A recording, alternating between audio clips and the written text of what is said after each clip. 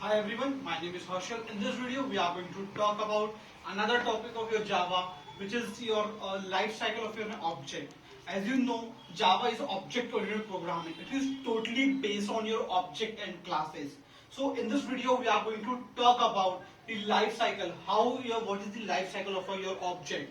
So you can compare this life of object with the life of an human like us. So we get the birth, we will live our life. Once our life get end, we are go to death. So in the same way, the steps and the or you can say the life of an object is first it get created, then it uses after once the uses is end, it get killed or it can go to the death. So this is the basic life cycle of an object. Let us understand with the example. So when you talk about object creation, so how you create the object? Object is created by the syntax, your class name object equals to new and your class name parenthesis. So basically we use the new keyword to create a new object of a class. Then when you want to use your object, you simply name your object dot your variable name, method name, etc. So you can say your object is nothing but your remote control of your program, as remote control have a different functions. In the same way, your object perform different functions. It calls your method, it calls your variable, etc. So when you declare an object or when you create the object, it create in a heap memory. It is a dynamic memory, as this memory allocated on the time when you execute your program. So that's why it is called as a heap memory. It is created when the program is going to be executed. So suppose I have a class A and a class B.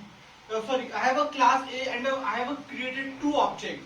First object is named as C and another object name as D. So suppose I have taken some data using your object C and I have taken some data using object D. So both have their reference. This is reference variable. Object is nothing but your reference variable. It refers to some particular memory in a heap memory. So once I have created object and I am accessing data from object C and object D of a class, suppose A. So this particular object referring to some particular data in heap memory. C is pointing to different data, D is pointing to some other different data. But suppose I have just copied the D data into the C object, like completely shift the data. Now C object is completely referring to data.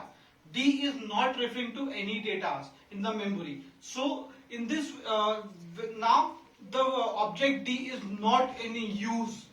It is got out of the use. Then there is a concept of auto garbage collector in Java. So once your object is out of use, it is automatically killed or collected by your garbage collector. In the same way, once we use the product and throw, then the garbage vehicles collected.